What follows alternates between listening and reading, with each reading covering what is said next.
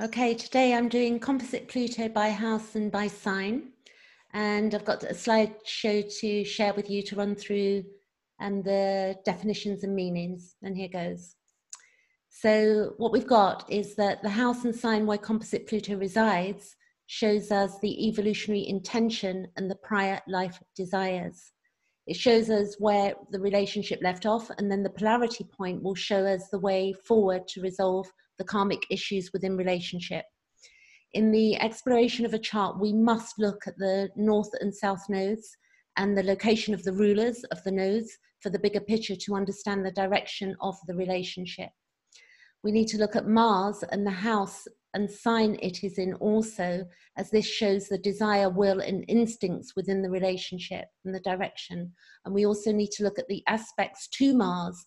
Mars is our subjective consciousness, where we are aware of self as well as outside factors. And then the phasal relationship, this is something else that's interesting within looking at composite charts and in evolutionary astrology. The phasal relationship between Pluto and Mars and the phasal relationship between Mars and Venus also need to be looked at and can be seen and studied in the Pluto Volume 2 of the Pluto books. There's Pluto 1 and Pluto 2, Volume 2. The intention of the relationship will be seen in the polarity point of Pluto and the house and sign it resides in. And here we can also understand the reason the relationship is taking place. And we do need to look deeper into the evolutionary states to understand the differences of how people are interacting with a relationship. So there are four different states, but I've got three of them here.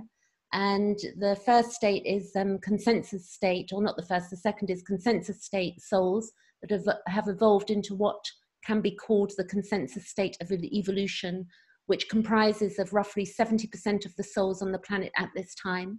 Then we have the individuated state of evolution, where individuated is used in the union sense of the word, and this comprises roughly of 20% of all souls. And then we got the spiritual state of evolution that comprises roughly to 4 to 6% of souls on the planet. And you can refer to that in Jeffrey Wolf Green on the webpage of Evolutionary Astrology and in the book as well. And I highly recommend the Pluto, the Soul's Evolution Through Relationships, Volume 2, because it seems that with life, all of our interaction and evolution comes through relationship to each other. We probably, for people that know that Pluto correlates to the soul and evolution, and then we can ask the question, what is a soul? Because, I do believe and feel my soul deeply, and for each of us, Jeff Wolf Green says here, this chapter 1, page 1 of Evolutionary Journey of the Soul, he says, according to many spiritual, religious and metaphysical sources, including the Bhagavad Gita and the Bible, the soul is an immutable consciousness that has its own individuality or identity, and that remains intact from life to life.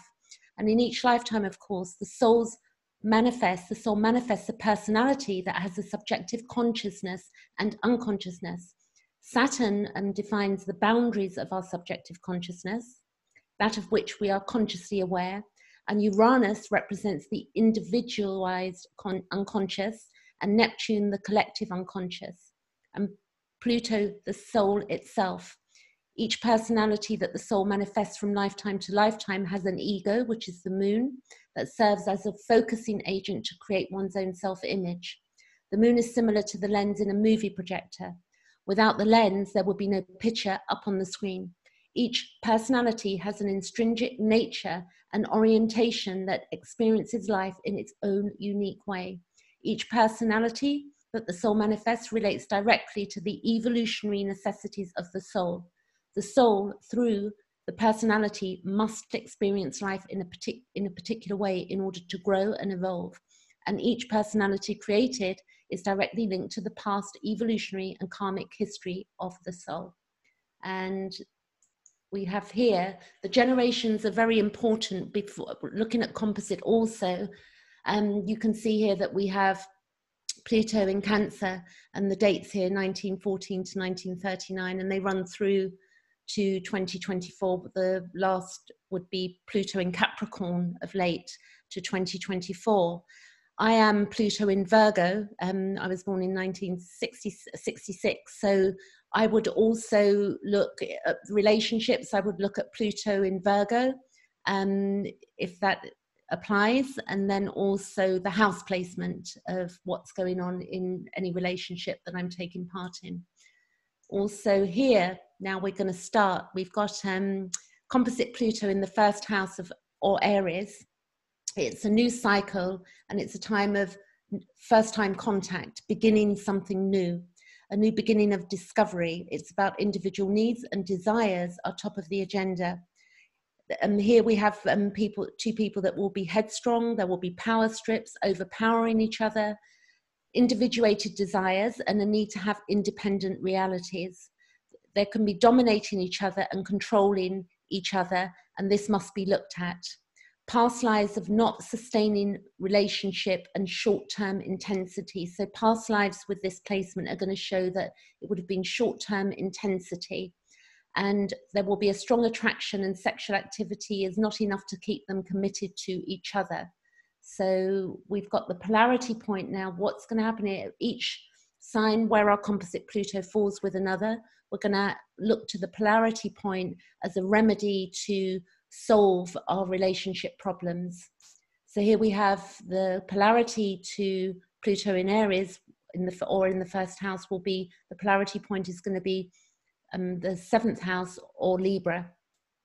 So here we've got to learn to listen to each other and each other's reality, to hear each other fully, to watch out for interpreting each other's realities and projections and filters, and to ask other what they mean so there are no mixed signals. So it's being very clear with each other.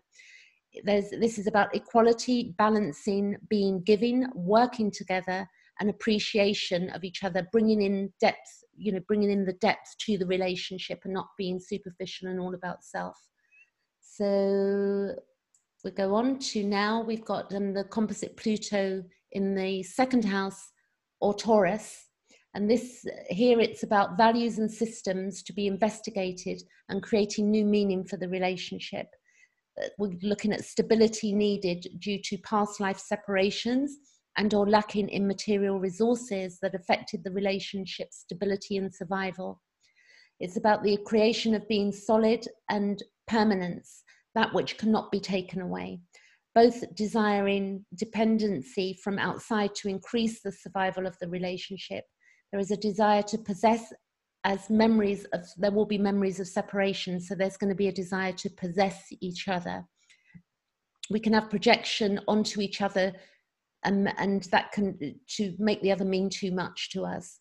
So there can also be isolating from threats or intrusions from others, and being intense and selective of others. There can be control and manipulation, and this can lead to loss of the relationship. So how we would remedy this by looking towards, we would look to the composite Pluto polarity point, 8th house or Scorpio. So what we need to do here is confront the limitations that exist, the ones which prevent growth within the relationship, and the occurrence of intense situations which allow for the examination and in changes will occur. So there will be intense situations with Pluto that if we're not doing it, then we will be pushed into it. Pluto will activate that in us to make us examine. We've also got the emotional shocks and separation, which can force examination of the relationship. The examination of self and our own psychology gets us to answer the answers of our questions. This is about self-empowerment and being self-sufficient. So within that relationship, we've got to look to being self-empowered and self-sufficient and sharing the world with the other and other.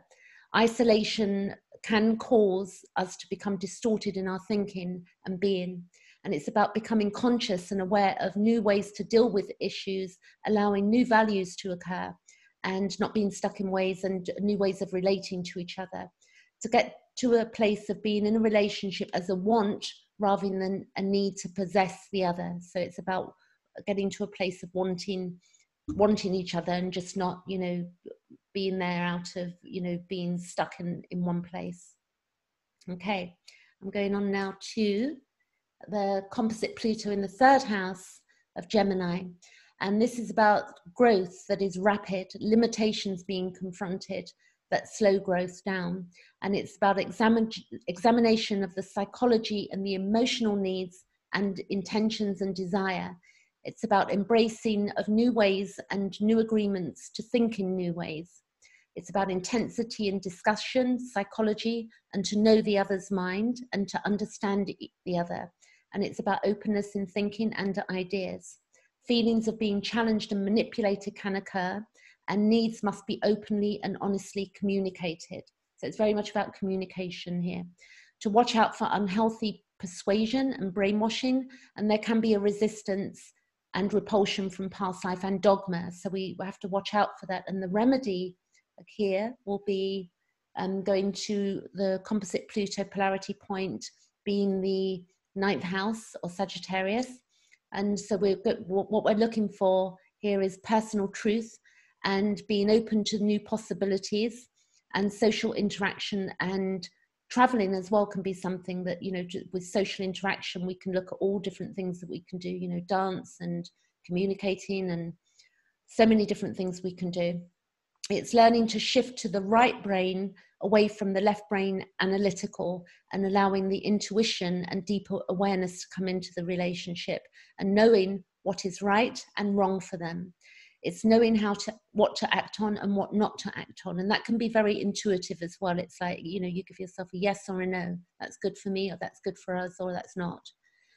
This is also looking at the differences between response and reaction. So we can respond to something or react to something, and we need to understand that difference in this relationship, and learning to not control existing, you know, being in control of the existing dynamics. It's about asking questions and allowing intuition to come in, allowing for maximum growth in this relationship. And the ultimate is it's about a relationship about the ultimate truth. Okay, next slide. So now we have composite Pluto, 4th house and of Cancer.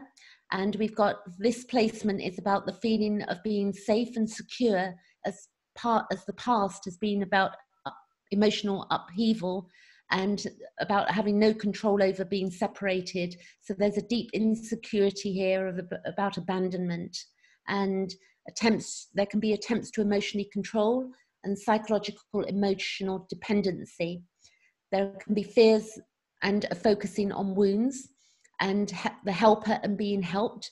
There can be emotional dependency and a not wanting to heal the wounds, because if we don't heal our wounds, then we keep ourselves emotionally entangled and, you know, dependent on each other. And there can be withdrawal and manipulation, a shutting down any who poses a potential threat in the relationship as well. And there can be a lack of space between in this relationship between the couple, and restriction, blame, and a recreating of past problems.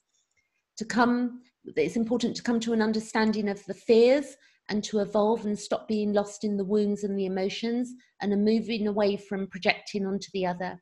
And also this applies to, if you check this in the book as well, in Pluto relationship for this, you know, the Pluto book, volume 2, you can read up on the gender roles of past lives, where it's basically there's been a switch. So for instance, you may have been, you know, the opposite role in the relationship. Like if you're male in this life, then you may have been female role in the last life. And if you're female, then you, in the past life, then the role has been switched to being male in this life. And this can also be maybe emotionally as well, if I think about it, but we can work that out within our relationships, how we figure this out and what we think.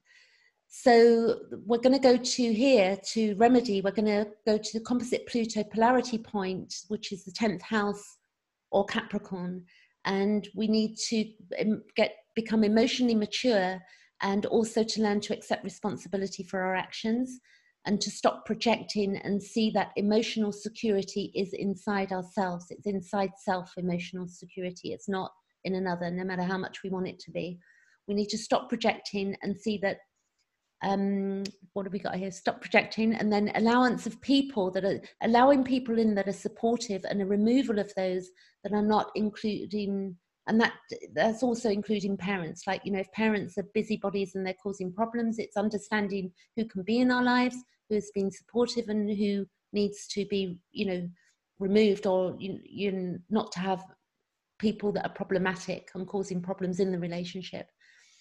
And here the couple can have beneficial wisdom for others, and its ultimate is about the removal of impurities and about real nurturing that is lasting, and of God and divinity and ownership of our emotions. Okay, now we have composite Pluto in the 5th house, or Leo, and this is about focusing on their purpose to be creative in actualizing and meeting their needs and desires, and having the individual and support of each other in that. So it's about being creative and actualizing, but it's both of these, the couple doing it together.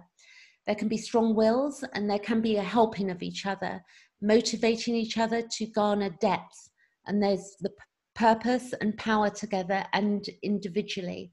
And there's a sense of being special, both of them being special. There can be a past life of insecurities of having no power, and compulsions can be due to insecurity. There can be power struggles. There can be one wanting to control or dominate, and the idea that being more special, you know, the sun, I'm more special than you are. So that needs to be watched, because there can also be emotional shocks from the past where we've been crushed or deflated, and then we can go and seek others to regain the power and be hurtful and humiliating to each other. So these are the things that need to be watched and looked at. There can be, with this placement, as a composite Pluto 5th house or Leo, there can be concerns with children, or children being them, ownership, you know, maybe step parents and uncompleted relationships from past lives. So that can be taken into account as well if we look at our circumstances. The idea is to empower each other and grow together. That's the purpose and the intention here, to empower each other and grow. Okay. So now we have the composite Pluto polarity point of that, which is the 11th house, or Aquarius. And we've got to look at understanding the social planetary context of the relationships and relationships. You know, relationships are much more than we can possibly imagine, you know, that we are souls in a body, and we're each activating each other to grow beyond our current circumstances and limitations in all relationships that we get involved in. So understanding the social planetary context of relationships, looking at the bigger picture of relationships and each individual's contribution to society. It's about understanding and allowing one's own specific needs. The allowance of activities outside of the relationship is important as well.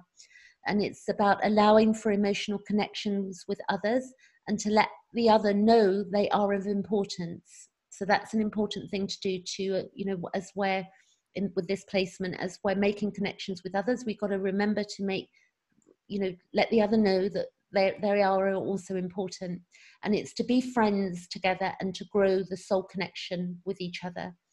And it's about giving in specific ways, and it's meeting each other's needs, giving together in specific ways to society. So together as a couple, you know, you're giving something to society together as well. So also to explain what they desire in a calm manner to each other, not influenced by personal feelings or opinions, in considering and representing the facts. Okay, so now we got composite Pluto, 6th house or Virgo. And this placement is that the couple, what they're doing is, I did see reading this week also that Jeff Wolf Green mentions this is a very, you know, it's a hard placement for Pluto, and composite also at Virgo. So it's about self-improvement, self-sacrifice, and crisis in past lives. And there are emotional and psychological crises. It can be sadomasochistic, unconscious guilt and anger, and unconscious guilt and atonement.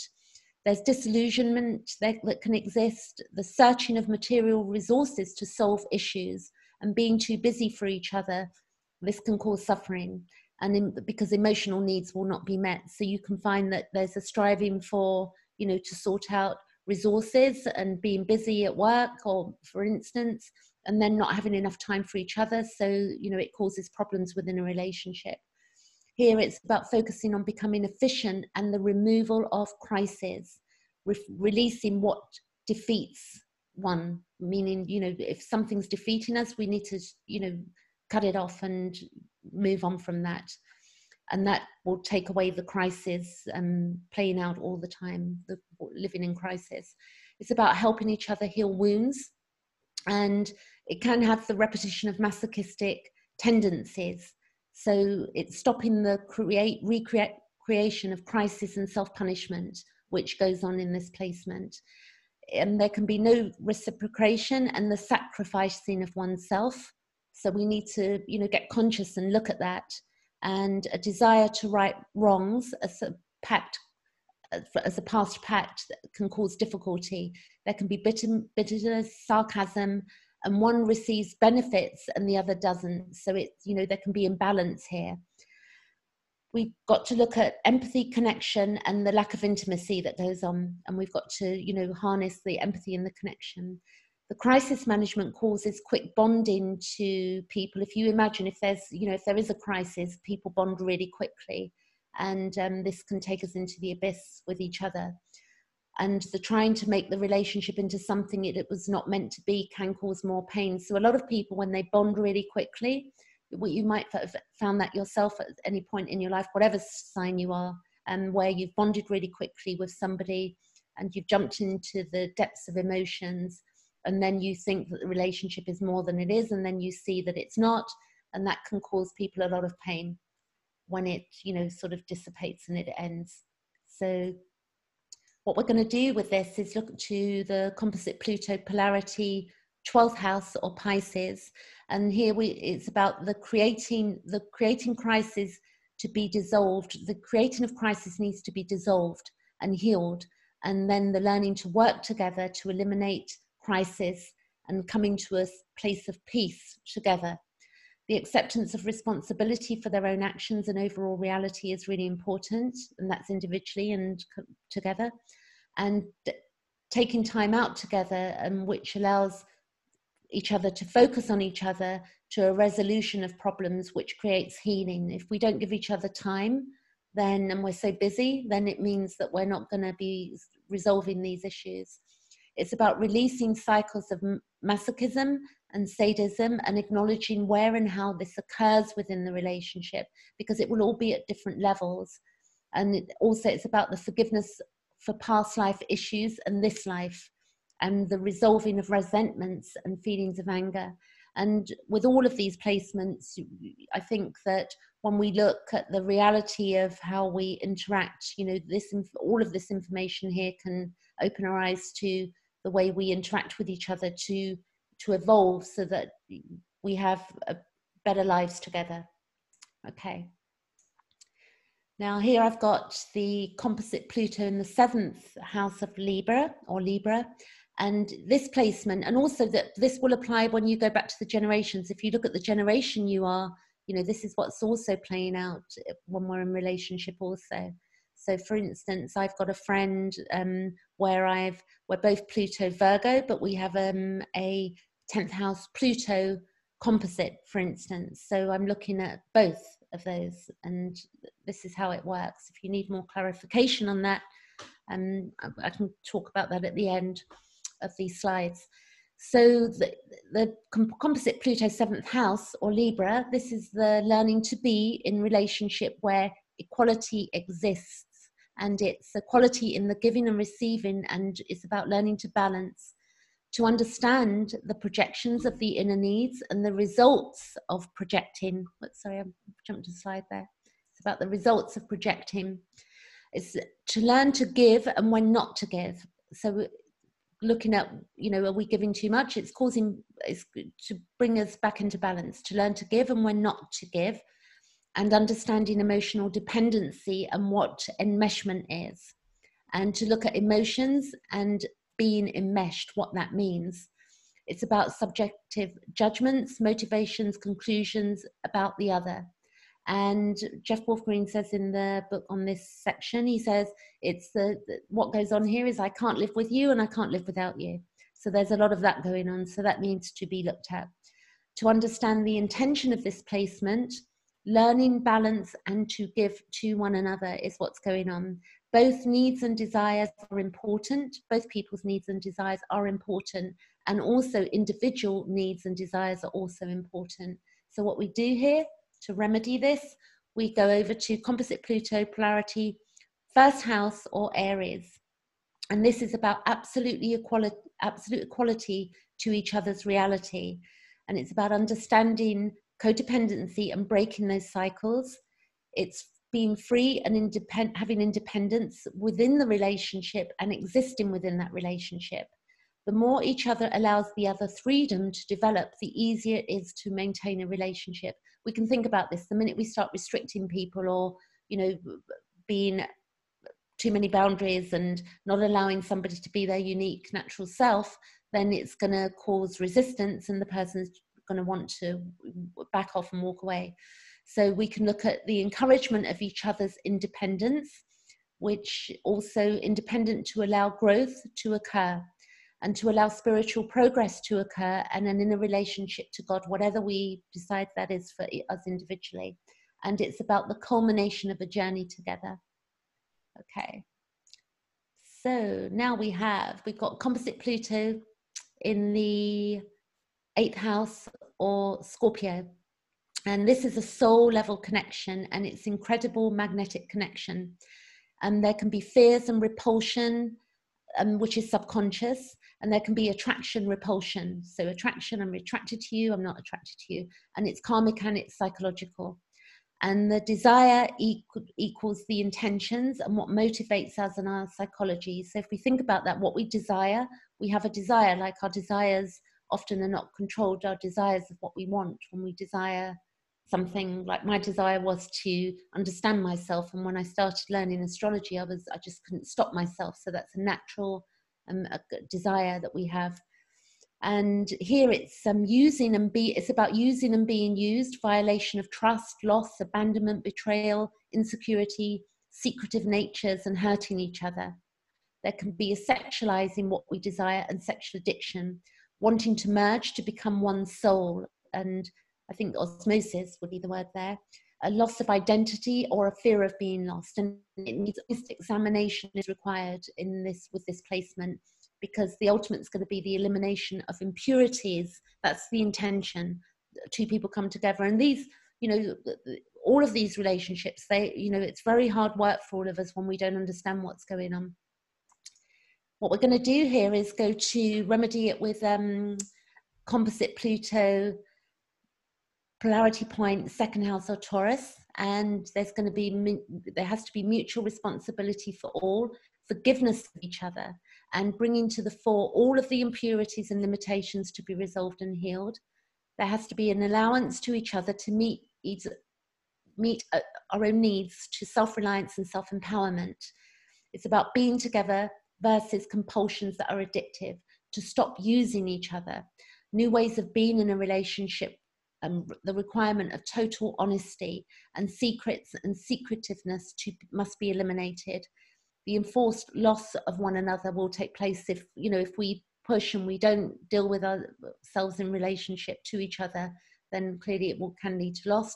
But when we take in the right actions to help to evolve and solve, then relationships can have longevity, clearly. Okay, so now we have Composite Pluto in the 9th house or Sagittarius. And here it's to know the reason for life and the deeper meaning and truth, to learn the consequences of being dishonest with self and others. And it's about a soul connection, and the why is not known in this placement. So, it's about philosophy and the intellect, speaking on all subjects and sharing of all stories and bringing that bond together that way. It's shared commonalities and shared community, deepens the connection and attraction to each other. It's being honest with the self, and the other is the key here. And to watch out for stories not based in truth and that cover truth. dishonesty causes confrontation and needed confrontation. So if there's any dishonesty, there's going to be confrontation. And the good thing about confrontation is that it does make us evolve. We need to watch for the convince and convert, or trying to force or manipulate the other. And the couple here are attracted to natural law and nature and the land. Okay. Remedy here. The composite Pluto polarity point, 3rd house or Gemini. So here it's, you know, straightforward to be honest with each other at all times, to look to see if beliefs are agenda based with each other, and the examination of the beliefs. There needs to be honesty about the needs and allowing independence in each other's beliefs, allowing past memories of dishonesty to surface to allow for forgiveness to occur, and using the intuition and following that guidance. So moving to the 9th house, which is, you know, from the 9th house to the composite polarity point, sorry, there. Placed here to share knowledge and truth, and to, you know, remove the dogma, increase in knowledge and conscious awareness. Okay. Now we have Capricorn, composite Pluto, 10th house or Capricorn. And this is about family dynamics and the impact on them, to recover and for healing to occur from displaced and unresolved childhood, past life as well, childhood emotions. Both may take on the parental role, bouncing back and forth to resolve wounds from childhood. And it was referred to in, you know, in EA as well. It's a de facto parent, like one becomes the parent and the other one becomes the parent. It's bouncing backwards and forwards. Both may take on the parental role, bouncing back and forth to resolve the wounds from childhood. This can be linked as siblings or parents or parent-child. There can be varying traumas and security and power struggles here, manipulations and judgments and control from the past. There must be the examination of all judgments. Judgments are part of our consciousness and they help us to make choices. And there can be patterns and beliefs.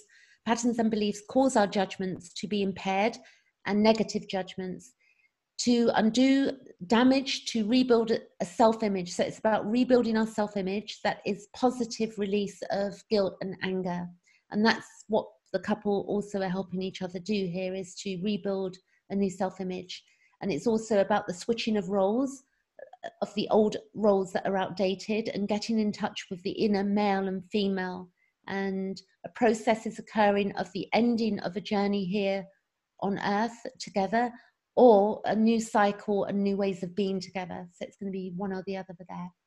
Okay, a remedy we're going to look to composite Pluto and the polarity point being the 4th house or Cancer.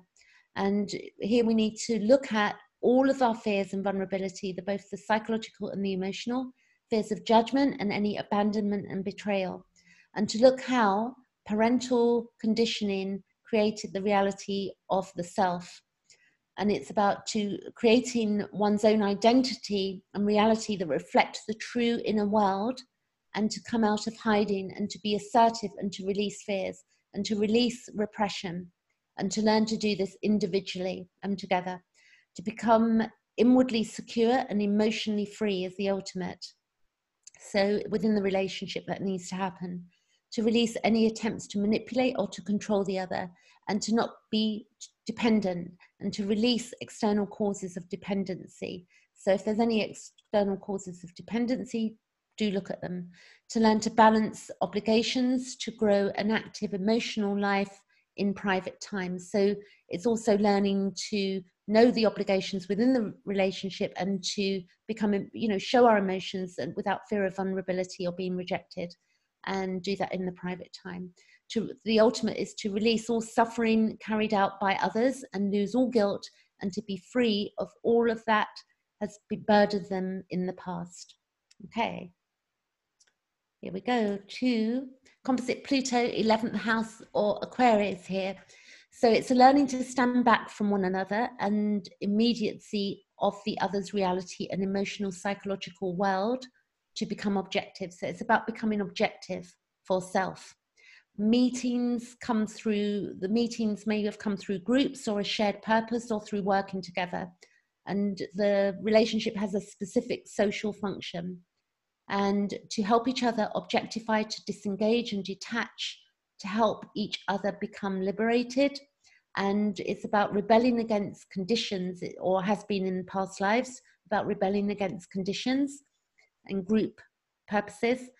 It's about finding understanding through one another, and no existing relationship, or from friends to intimacy. So there, with this placement, there may not have been an existing past life relationship. And also it could have been that they've gone from friends to intimacy, causing separation due to being enmeshed in each other. Because the purpose of this 11th house is up doing something else here for individuals. Desires and promises to help one another have come through here, because they've got common goals, and they need to detach to objectify, so they need to detach from each other. So again, we're going to have the remedy, and we've got the composite Pluto point, polarity point, 5th house, Leo or Leo. So the context would have been defined in previous lives, and maybe it can be looked at together and talked about, or you can get past life therapy if you wanted to go deeper into this. Friends, lovers, and too much dependency could have been. And to learn to take charge of self and one's direction is important. To validate self and become self-sustained, and act on thoughts that reflect who they actually are inwardly, to raise the vibration, because when we raise the vibration, we then attract those of like minds. And it's about nourishment to development of the relationship as well. It's about learning who's one's real friends are in this placement. Integration with others, new ideas, values, and ideals to transform society. Helping each other to become aware of conditioning and to become liberated is the ultimate here. So it's liberation that's been played, that's the ultimate that wants to be played out, to liberate each other. And okay, now I have composite Pluto and the 12th house, or Pisces.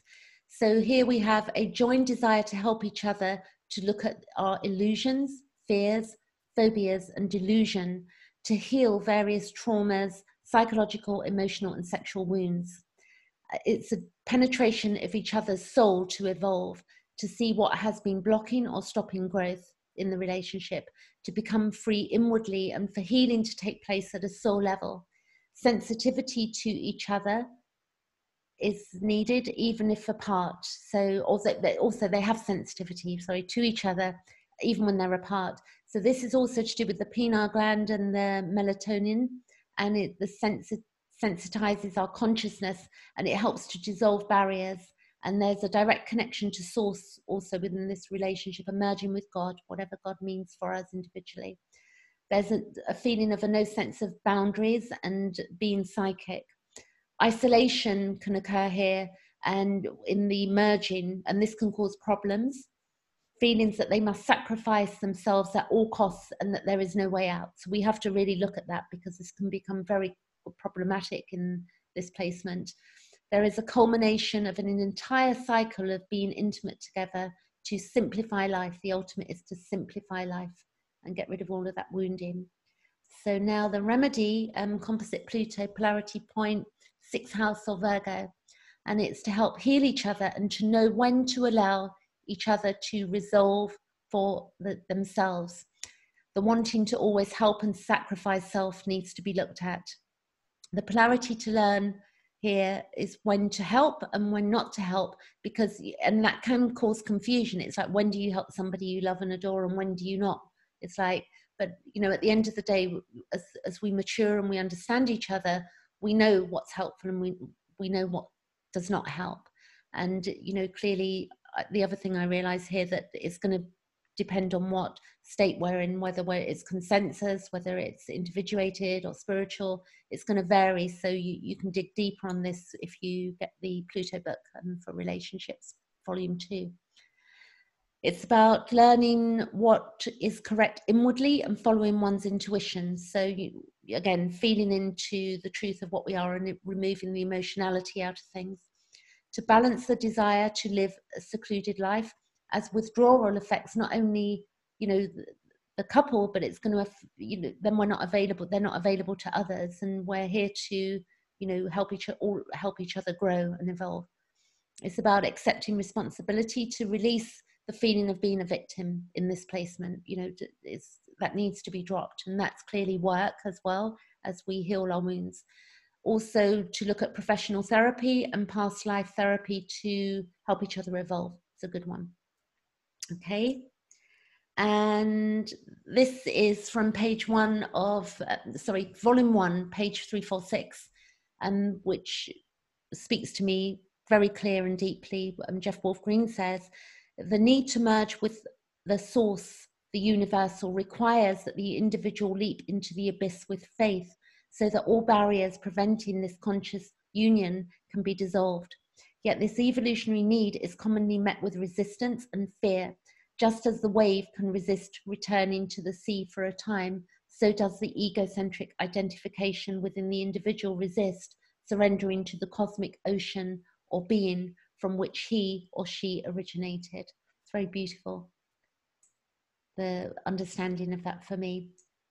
And here we have Carl Gustav Jung talked about, you know, becoming whole, and I love his work, and he says here a couple of quotes I have of his, which are, until you make the unconscious conscious, it will direct your life and you will call it fate. And the beautiful thing about evolutionary astrology is we are looking at the soul, and the more information we take in, and all of the brilliant videos we've got, the connections through evolutionary astrology, we really are, you know, it really is a deep level of psychoanalysis. And Carl Gustav Jung, in his practice, looked at about 500 charts. It's recorded, you know, that he did that, and also his daughter. I can't recall which one, but I think, or whether he had one, but his daughter also studied astrology. So we can see how the statement above has a direct connection to Pluto, like, if, you know, making the unconscious conscious, and what you resist not only persists, but it will grow in size. So that's, again, the more knowledge we have, where there's going to be less resistance to making the necessary changes. And I feel that composite Pluto is very helpful to understand, ultimately, because we are all in relationship with each other. And the need to defend reflects the desire to maintain separateness.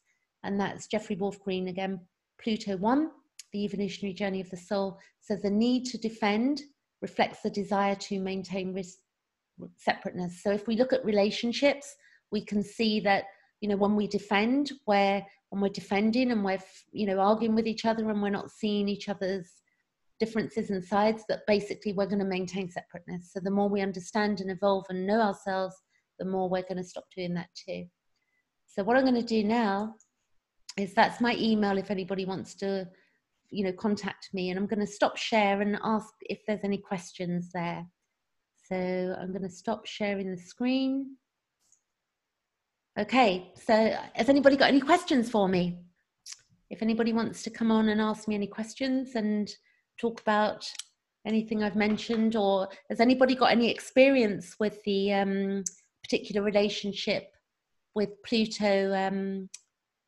I've got one at the moment. I seem to have quite a lot of ninth house composite relationships that I've got going on. I've got two girlfriends that are very close to me, and they're both together. We're both ninth house Pluto, and a friendship I have with somebody is a 10th house Pluto. So it's beautiful to see how that works out for me in and how I'm evolving through relationship, understanding what's going on within the relationships due to the knowledge that I have.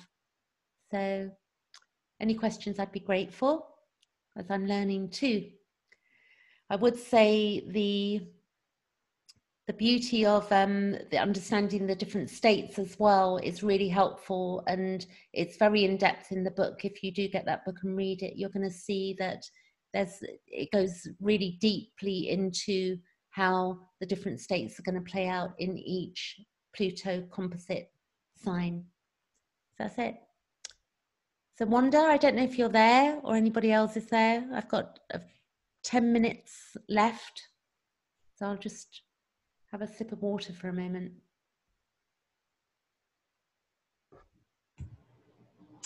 Yes, this was really good. Is that um, Wanda? Who's yes. that? How is the composite different from, what is it, synastry? I haven't really looked at synastry yet, so that's something that really the composite is new to me. I think that synastry, I wouldn't know. That's the answer to that one. Do you have any ideas? No, because I'm not that familiar with the composites. Okay, I think that from what I've understood, although we looking at synastry, so the composite is I've actually what would be my answer to that? Thinking about this, what I've learned of late. So synastry, I think, is how composite is how the relationship is actually working out together in real time. I think, and I think in life, and that synastry, I think I might be wrong, but if anybody can correct me, I think the synastry is how we're playing in the outside world with others, interaction, or it could be the other way around. Somebody can correct me on that if they need to. Well, I can answer that. Oh, thank you. Oh, that's okay. Synastry is putting two charts together of the couple and, perhaps creating a bi-wheel and looking at the aspects from one to the other. So how the couple, how each person affects each other, and where the planets in one person's chart fall in the other person's chart.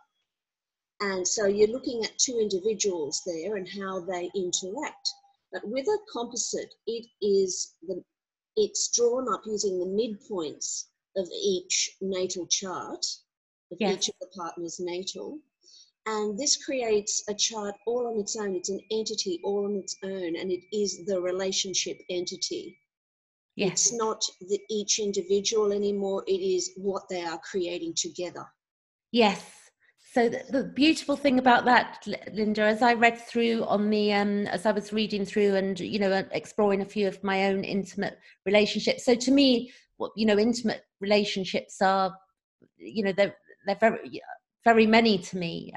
I feel that, it's not just a couple as in, a couple, it's all relationships we have as far as I'm concerned, the intimacy that goes on in families. And I found that exploring my own has helped me to understand myself and be less needy and more understanding and resolving. It's helping to resolve issues in my own life, understanding other people. That's what I've found. So there you go. Any more questions? Does anybody know their own composite chart with a partner, out of interest? Yes, well, I have a 9th house composite with my partner, and honesty is the key here. And I just wish I had been more honest at the beginning, because now being honest later on, it's sort of like all catching up with us. Yes, that's really interesting. So I've got a couple of girlfriends at the moment. So when I see that, not dishonesty, but relationships where the truth is not the absolute truth, it's like I'm gently, pointing that out, so that it helps each other evolve, like not, little white lies about things, about emotions and things, in helping each other. Yeah, it's like, exactly, like withholding the emotions and one's true feelings about something because they don't want, they want to steer the relationship in a particular kind of way, but it's so much better to be honest and face the consequences of that, wherever it may lead. And that is very, very important. I think so. So the 10th house one I have fascinated me, the 10th house Pluto, like I see the de facto parenting going on and understanding that now, and that my security is inside myself, and how valuable that, that relationships are, and the value that I now get out of relationships, having read the Pluto 2, volume 2. I highly recommend that to any, to all humanity should be reading that, in my opinion, because it would solve a lot of problems between each other. But there you go. So I think that's it, Linda. I don't really have, that's it. But I'm still learning, as everybody knows. So I'll just keep going and hopefully come up with a bit more of education on the understanding of composite charts. Okay, well, thank you very, very much. And we're looking forward to seeing you next time. Would you all please thank Penelope Ryder? There you go. Thank you. Thanks, Thank Penelope. you. Thank you. I hope it was useful. Thank you very much.